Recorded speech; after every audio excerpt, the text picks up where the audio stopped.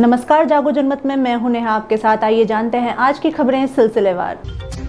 शहर के रेतवाली इलाके में मकान के अंदर खाना बनाते समय सिलेंडर में लगी आग।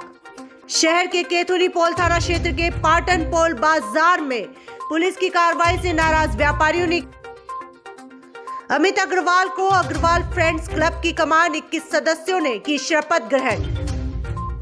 बूंदी बाल संरक्षक आयोग के अध्यक्ष ने किया बूंदी में निरीक्षण।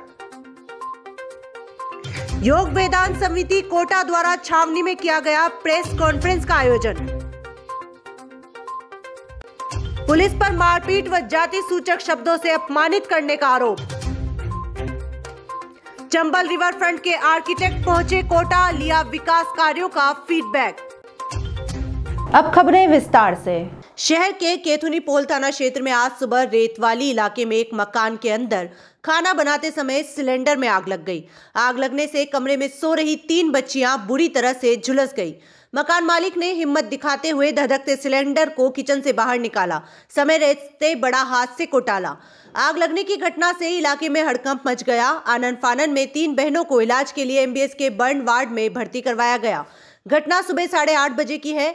व्यास चौक इलाके में संग्राम सिंह गोपाल सिंह के मकान के नीचे एक कमरे में किराए से रहते हैं। संग्राम सिंह प्राइवेट गाड़ी चलाते हैं। उनके 3 बेटियां हैं। सुबह वो काम पर जाने के लिए तैयार हो रहे थे और पत्नी कमरे में टिफिन बना रही थी।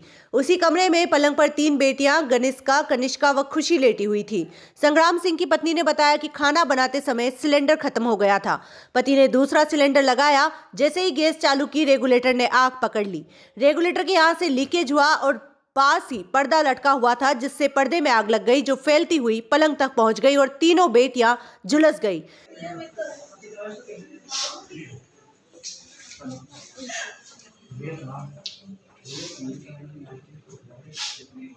टंकी वाले सही टंकी देके जाते हैं, कहाँ से हो गया है? बहुत से बार टंकी ऐसे देके जाते हैं यहाँ पे।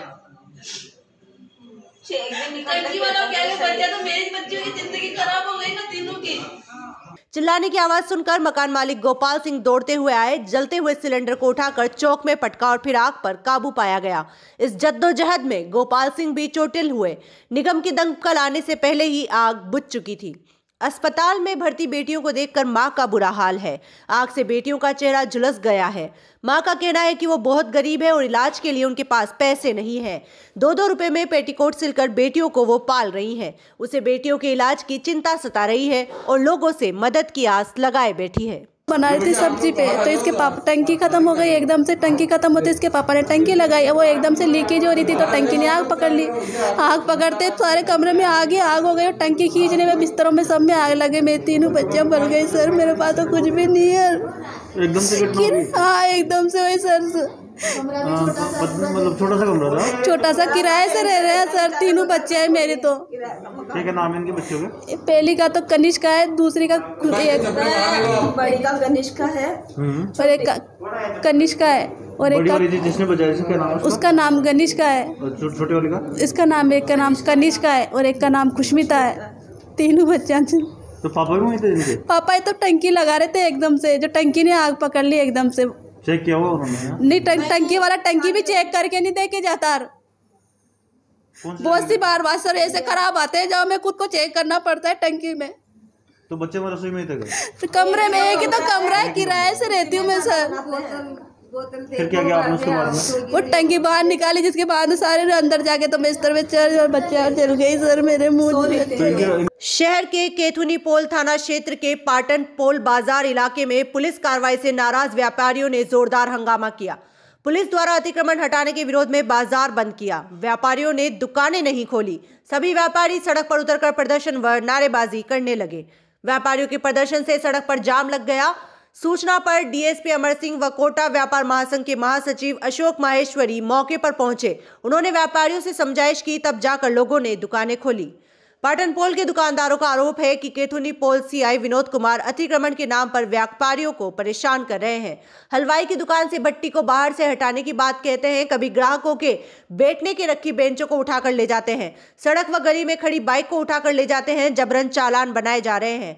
सकड़ी और तंग गलियों के बावजूद पुलिस द्वारा उनको परेशान किया जा रहा है, जिससे उनका व्यापार चौपट हो रहा है।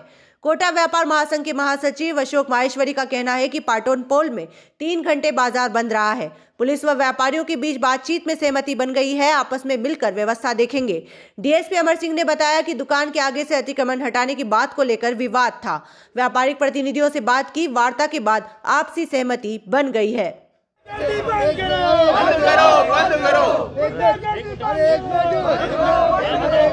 व्यापार महासंघ बदतमीजी से नहीं करेगा। निष्कर्ष यही है, अभी हम लोग जा रहे हैं, डिप्टी साहब से बात हुई है, एडिशनल साहब से भी बात हुई है। जो भी हमारे व्यापारियों की उचित मांगे हैं उनको पूरा मानना पड़ेगा। ये जो मार्केट है कंजेस्टेड है, यहाँ पे व्यापारी पूरे शहर के व्यापारी आते हैं, यहाँ हलवाइयों का मार्केट है।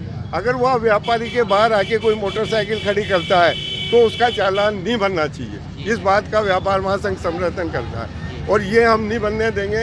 एक छोटी मोटी भट्टी, अगर दुकान छोटी छोटी है, भट्टी लगा के कोई व्यापारी अपना व्यापार करना चाहे तो उसको किस तरह से रोका जाएगा? फिर वो क्या करेगा? पहले कोरोना की मार चल रही है, व्यापारी वैसे ही परेशान है। तो इस तरह की जो भी कोई चीज़ होती है तो हम सहन नहीं करेंगे। व्यापार महासंघ यहाँ के व्यापारियों के साथ है। इस तरह की वारदात, कुछ अतिक्रमण के लेके मुद्दा था, दुकान के आगे से कुछ अतिक्रमण हटाने की बात के ऊपर कुछ बात हुई थी।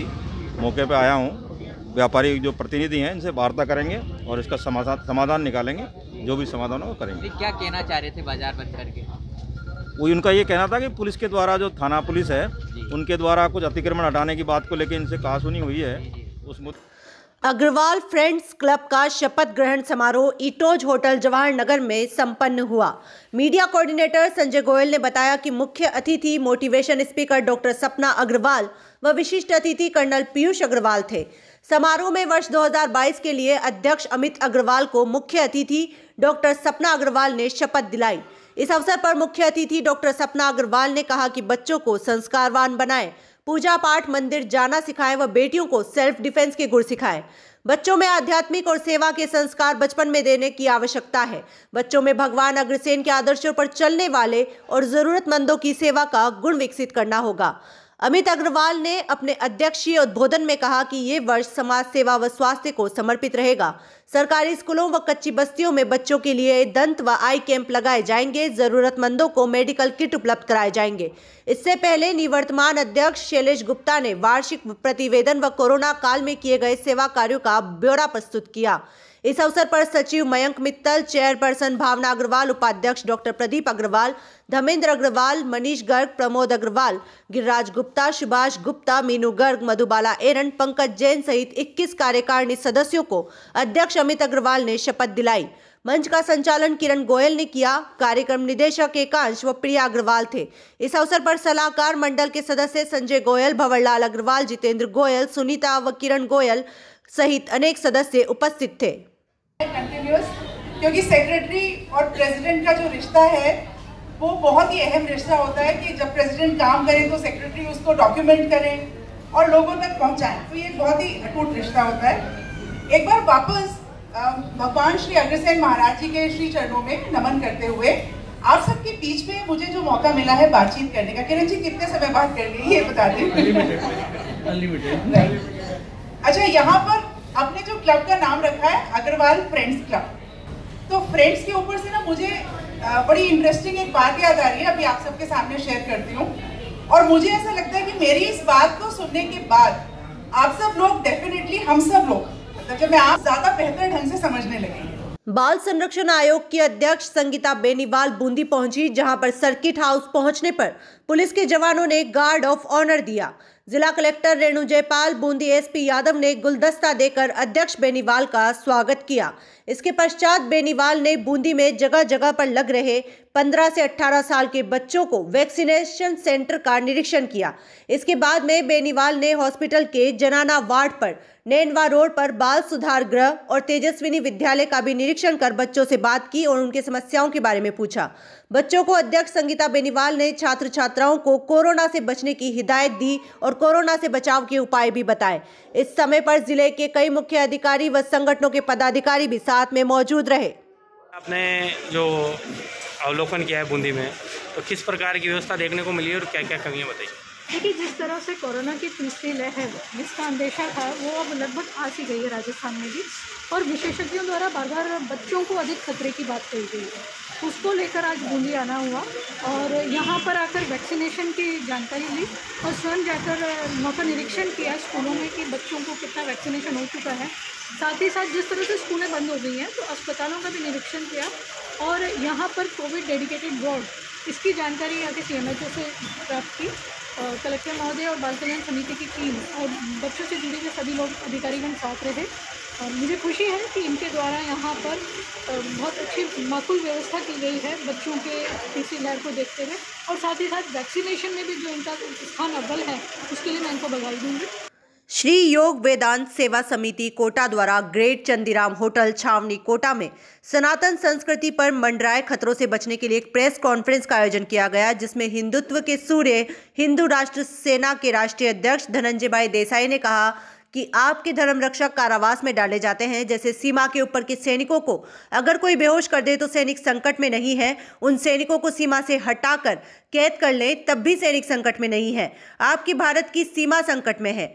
वैसे ही संत आसाराम जी बापू जैसे महापुरुष योगी पुरुषों के चरित्र के ऊपर लांछन लगाकर उन्हें कारागृह में डालना आसाराम बापू को संकट में नहीं लाया है, अपितु भारतीय सभ्यता को, भारतीय धर्म को, भारतीय जीवन पद्धति को एवं सनातन धर्म को संकट में लाया है।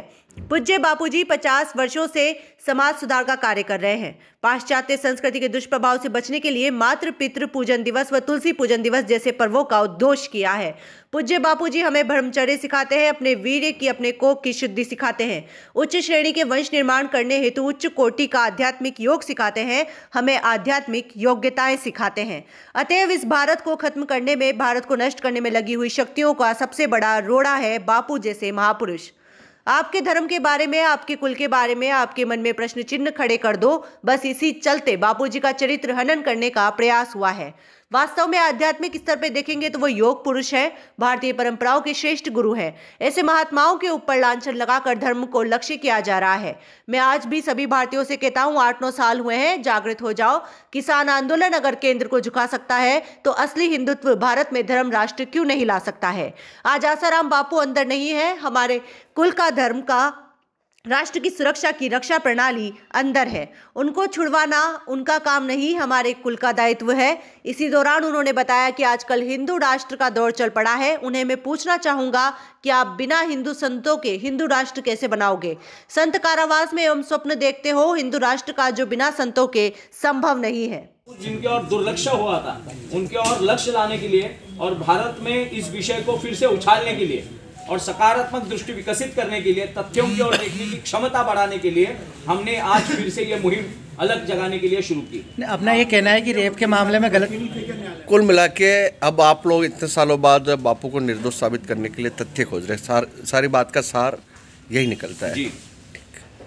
और इतने सालों बाद क्यों, मतलब नहीं, वो तो जीवन भर चलता रहेगा। जैसे आज भी छत्रपति शिवाजी महाराज की विटंबना होती है भारत में, राणा प्रताप जी के चरित्र के ऊपर प्रश्न चिन्ह करके बाबर अकबर कैसे महान थे ये दिखाने का, और अपने प्रभाव क्षेत्र में वो दर्ज करवाते हैं। तो स्टेट एजेंसी ये कहा है, अभी तक आपने सिर्फ ये कहा है कि मल्टीनेशनल कंपनीज बापू के खिलाफ थी। नहीं, मल्टीनेशनल हो, धर्मांतरित करने वाली शक्तियां हो, और भारत की वो तो कहीं सत्ता में है नहीं, सत्ता में तो राजनीतिक दल है, तो कौन है उनके खिलाफ? नहीं, क्यों कॉन्स्पिरेसी करेगा? कॉन्स्पिरेसी तो भारत की शक्ति, भारत विरोधी शक्तियां तो काम कर रही है ना भारत में। भारत में कौन है भारत विरोधी शक्ति? ईसाई धर्मांतरण है, मल्टीनेशनल कंपनियां हैं, मैं आपसे यही कह रहा हूं, चुनाव नहीं लड़ती है। पुलिस पर मारपीट व जाति सूचक शब्दों से अपमानित करने का आरोप। आज भीम आर्मी व आजाद पार्टी के कार्यकर्ताओं ने रैली निकालकर किया जंगी प्रदर्शन।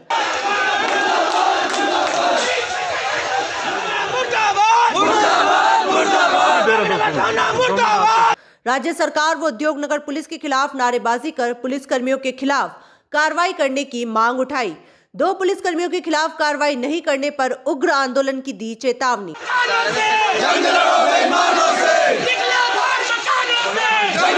प्रदर्शन के दौरान कोरोना गाइडलाइन की पालना नहीं हो सकी। उद्योग नगर थानों के 2 जवानों पर लगाया आरोप। हमारे जिलाध्यक्ष हैं अनिल बड़ौतिया, 23 दिसंबर को इनके साथ 2 वीरेंद्र और सुरेंद्र जी और वीरेंद्र उद्योग नगर थाना 2 कांस्टेबल है, उन्होंने बिना किसी कारण के इनको घर के बाहर से उठाकर हवालात में रखा और रात को 12:30 बजे पूरी रात इनके साथ में बेरहमी से पिटाई करी। और पिटाई करने के साथ साथ ये किसी एक को वीडियो कॉल के माध्यम से किसी को दिखा रहे थे। तो ये जो इनके साथ में घटना हुई है, इसके लिए हमने एक मांग रखी है कि उन दोनों पुलिसकर्मियों के खिलाफ जांच कर उन्हें सस्पेंड किया जाए, क्योंकि ये जो भड़कने वाली काम है, अगर पुलिस के लोग जो वर्दी में लोग हैं वो इस तरह का अगर काम करेंगे तो आम जन का कैसे विश्वास रहेगा। तो उसको लेकर हम लोग यहाँ पे प्रदर्शन कर रहे हैं और यहाँ पे अनिश्चितकालीन धरना भी रहेगा। कोचिंग सिटी कोटा को पर्यटन नगरी बनाने के लिए चल रहे महत्वाकांक्षी प्रोजेक्ट चंबल रिवर फ्रंट का कार्य अंतिम दौर में है। रिवर फ्रंट का एंट्रेंस भी आकर्षक हो सके, इसको लेकर चौराहे और आसपास के क्षेत्रों में सौंदर्यीकरण का कार्य जोर शोर पर जारी है। प्रोजेक्ट के आर्किटेक्ट अनूप भरतरिया आज जयपुर से कोटा चंबल रिवर फ्रंट सहित अन्य विकास कार्यों का फीडबैक लेने पहुंचे। सुबह से ही नगर विकास न्यास के विशेषज्ञ अधिकारी आरडी मीना, सचिव राजेश जोशी, मुख्य अभियंता ओपी वर्मा सहित नगर विकास न्यास के अधिकारी चंबल रिवर फ्रंट और आसपास के क्षेत्र में चल रहे सौंदर्यीकरण के कार्यों का निरीक्षण करने पहुंचे। आर्किटेक्ट अनूप भरतरिया ने गतिशील प्रोजेक्ट्स के तहत चल रहे कार्यों पर संतोष जताते हुए कहा कि कोटा को पर्यटन के क्षेत्र में विश्व स्तरीय पहचान दिलाने वाला चंबल रिवर फ्रंट प्रोजेक्ट गुणवत्ता के साथ तय समय पर पूरा हो जाएगा। हमारी कोशिश है कि पर्यटक जब चंबल रिवर फ्रंट को देखने के लिए आए तो आकर्षक एंट्रेंस से लेकर पार्किंग सहित अन्य सुविधाएं गुणवत्तापूर्ण उनको उपलब्ध कराई जा सके। इसके लिए लगातार सौंदर्यीकरण और विकास के कार्य जारी है। भारतीय संस्कृति के अनुसार इतने अलग अलग थीम पे घाट बनाए गए हैं। कोई साहित्य घाट है, कोई जवाहर घाट है, कोई आध्यात्मिक घाट है, कोई गीता घाट है, कोई मंदिर घाट है। इतने घाटों की कल्पना है यहाँ पे। कोई बच्चों के लिए है, कोई वाटर पार्क के लिए है, कोई सिंह घाट है। पर्यटक जब यहाँ आएगा तो कम से कम मैं मानता हूँ इन घाटों को देखने के लिए उसको 2 या 3 दिन चाहिए। सर आज जो आपने काम देखे हैं उसमें किस तरह की चीज़ें आप देखिए, आज जो काम देखे हैं, एक तो प्रोग्रेस को रिव्यू करना था, टेक्निकल दृष्टिकोण से जो एंट्रीज ली जा रही हैं चंबल रिवर फ्रंट की, क्योंकि ये देश का एक प्रमुख स्थान होने जा रहा है, तो इसकी जो एंट्रीज हैं, पार्किंग है, जो ऐसी सुविधा है जो फैसिलिटी मैनेजमेंट में पर्यटकों को, यहाँ कोटा के रहने वालों को जो सुविधा मिलनी चाहिए, इसकी पेरिफेरी में उन सुविधाओं के डेवलपमेंट के ऊपर आज चर्चा की है। आज की खबरों का सिलसिला यहीं खत्म होता है। खबरों की अपडेट के लिए आप देखते रहिए जागो जनमत। धन्यवाद।